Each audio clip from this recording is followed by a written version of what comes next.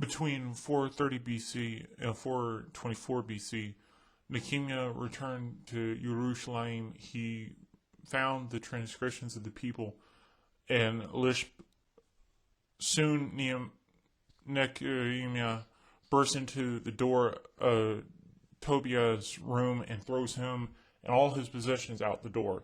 After this, he has the storeroom cleansed and puts back everything that belongs there.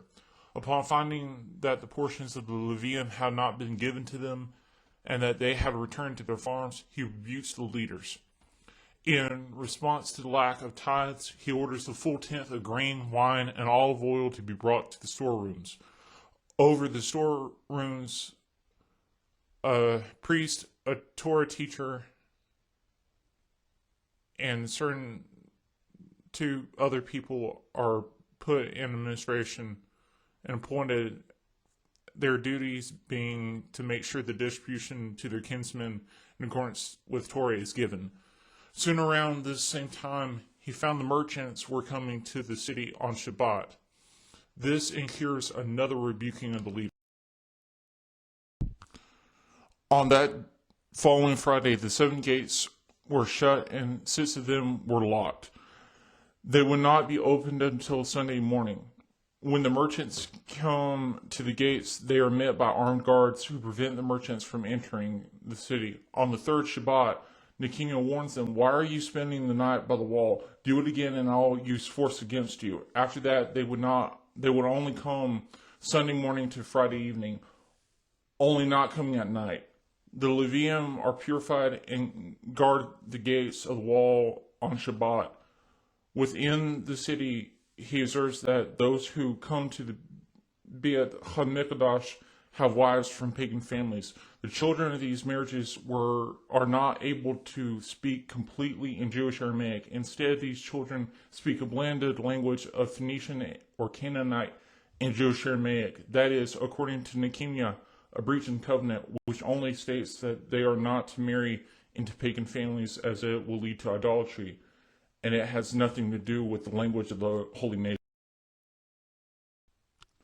What follows is an absolute show of righteous zeal.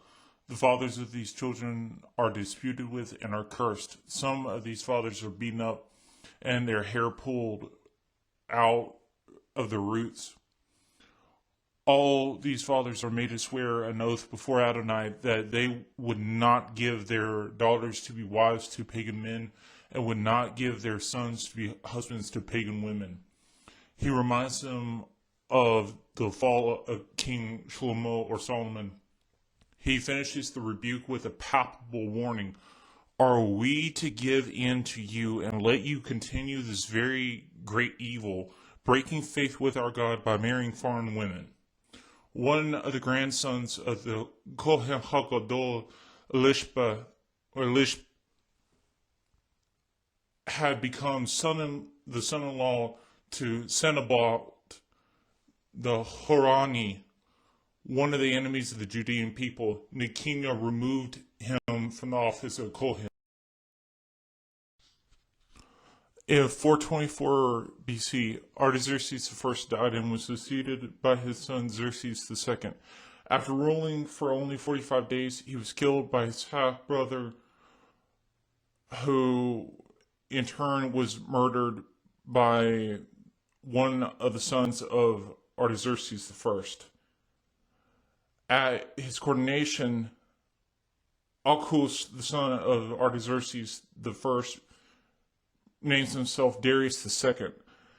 In 422 BC, Malachi the prophet spoke of his prophecies. It is believed that around 413 BC, Nechemyah departed down into paradise. By 404 BC, Darius II died and was succeeded by his son Arius, who named himself Artaxerxes II. By 359 BC, Artaxerxes II died and was succeeded by his son Ocus, who took the name Artaxerxes III. In 338 BC, Artaxerxes III was murdered by his official Bacchus and was succeeded by his son, who took the name Artaxerxes IV. After being poisoned by Bacchus in 336 BC. Artaxerxes IV was succeeded by his cousin Arashata, who became Darius III. In 335 BC, Pythia at Delphi is approached by a young Macedonian king who asks her a question regarding his conquest on a day which was not allocated for consolation. After not leaving, he is permitted to ask his question. As the hallucinogenic gases from the Carina spring that flows under the temple of Apollo rise and alter the mental state of this false priestess, she does not answer the king directly. Enraged, the king grasps her and drags her out by her hair out of her chamber until she screams, "My son, you are invincible." The following year, he leaves his father's general Antipater and 13,000 soldiers in charge of Greece while he crosses the Hellespont into the realm of Darius III. Alexander III of Macedonia has now become the levitating shaggy goat of Daniel